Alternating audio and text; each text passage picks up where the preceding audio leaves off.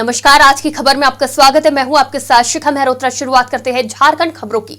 हजारीबाग में दारू थाना क्षेत्र के जोनिहिया जंगल में रविवार को एक महिला का शव मिला। सूचना मिलते ही प्रशिक्षु डीएसपी सह थाना प्रभारी पूजा ओरांव अपने दल के साथ घटनास्थल पर पहुंची, जहां पंचनामा भरने के बाद शव को कब्जे में लेकर पोस्टमार्टम के लिए भेजा गया। इस संबंध में प्रशिक्षु डीएसपी ने कहा कि उनके परिजनों का कहना है कि शनिवार से ही घर से गायब थी और शायद रात भर जंगल में रहने से इनकी ठंड से मौत हो गई है।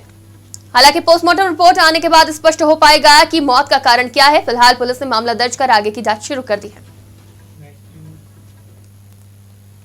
जामताड़ा के सुगा पहाड़ी और काला झाड़िया में करोड़ों के लागत से बनने वाले सड़कों का शिलान्यास किया गया, जहां सारठ के भाजपा विधायक रणधीर सिंह ने देर शाम दोनों सड़कों का शिलान्यास किया। मौके पर काफी संख्या में लोग उपस्थित रहे।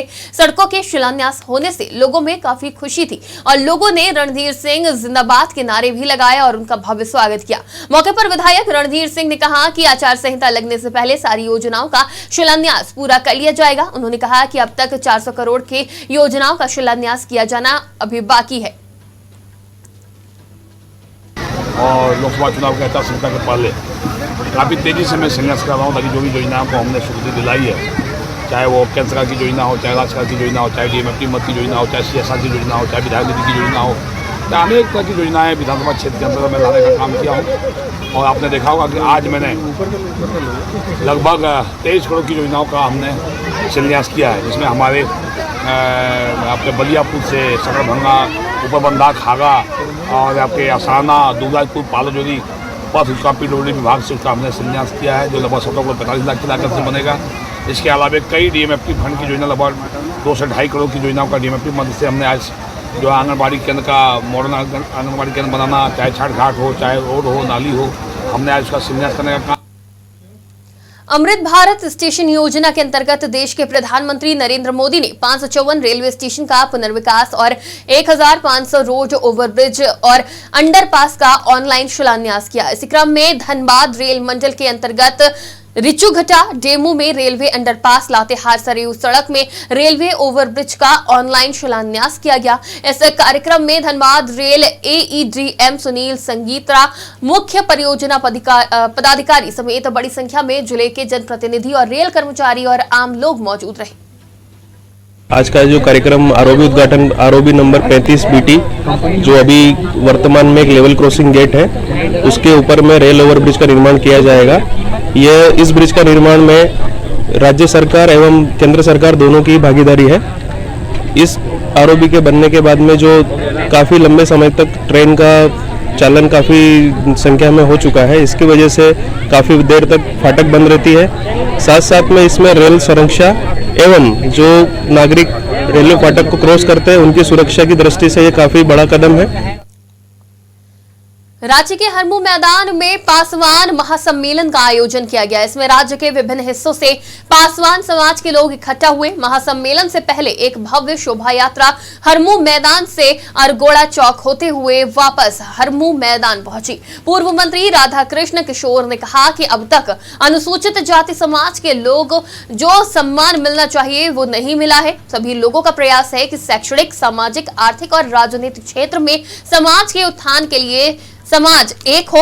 सरकार संविधान में प्रदत्त अधिकार के तहत बजट में विशेष प्रावधान करे। उन्होंने कहा कि अनुसूचित क्षेत्र में छात्राओं के लिए आवासीय विश्वविद्यालय की व्यवस्था करे। साथ ही विधायक वैद्यनाथ राम ने कहा कि जातीय जनगणना होनी चाहिए और जनसंख्या के अनुपात में भागीदारी सुनिश्चित होनी चाहिए। देखिए, पासवान महासम्मेलन जो है वो हमारे समाज, पासवान समाज, जो पासवान समाज कहलाता है, एक वीर योद्धा, एक लड़ाकू कौम, एक निहायत ईमानदार। चूंकि पूर्व में हमारा इतिहास रहा है कि हम लखायत, गोरायत, सेनापति, सेनानायक, और चूंकि पलासी के युद्ध में भी हम लोगों ने अंग्रेजों का साथ देके और मुगलों को मार के भगाया था। तो शुरू से हम अंगरक्षक का काम करते आए हैं। हम एक ईमानदार कौम है, लेकिन धीरे धीरे समाज में ऐसी परिस्थिति आ गई कि समाज को अनदेखा किया जाने लगा। हमारी जो एक एकजुटता है वो कहीं ना कहीं बिखरती चली गई, जिसका हमें एक राजनीतिक, सामाजिक और शैक्षणिक हास हुआ। हमें बहुत उसकी हानि हुई, क्योंकि ये जो कौम है, ये कौम शिक्षा में बहुत आगे है। ये कोई राजनीतिक कार्यक्रम नहीं है, ये विशुद्ध रूप से सामाजिक कार्यक्रम है और इसमें सुजाति बंधुओं को बुलाया गया था, आपस में मिलना जुलना और कुछ सामाजिक स्थिति पर चर्चा की है। राजनीति से दूर दूर कोई वास्ता नहीं है। भागीदारी जनगणना समय की मांग है और होना चाहिए। हम लोग इसके पक्षधर है, जाति जनगणना होना चाहिए और जिसकी जितनी आबादी होगी उसकी भागीदारी होगी। नहीं, पासवान जाति देना तो रिजर्व सीट जितना सीट है उससे बेसी तो देगा नहीं, तो हम लोग जानते हैं जहाँ सीट रिजर्व है वहाँ जाएगा। रांची के मोरहाबादी मैदान में टोटेमिक कुर्मी हुंकार महारैली का आयोजन किया गया। इस महारैली में संबंधित समुदाय के लोग एकत्रित हुए और अपने हाथ और अधिकार समेत उत्थान को लेकर उपस्थित शीर्ष नेताओं के द्वारा संबोधन को सुना। रैली में उपस्थित कुर्मी समाज के अग्रणी नेता ने कहा कि केंद्र सरकार से हमारी 2 मांगे हैं। उसमें पहला है कि कुर्मी समाज को अनुसूचित जनजाति में सूचीबद्ध करना और कुर्मी भाषा को 8वीं अनुसूची में शामिल किया जाए, और यदि हमारी ये दोनों मांग अविलंब पूरी नहीं की जाती है तो वर्तमान केंद्र सरकार से संबंधित पार्टी को वोट नहीं करने की रणनीति के तहत कार्य किया जाएगा।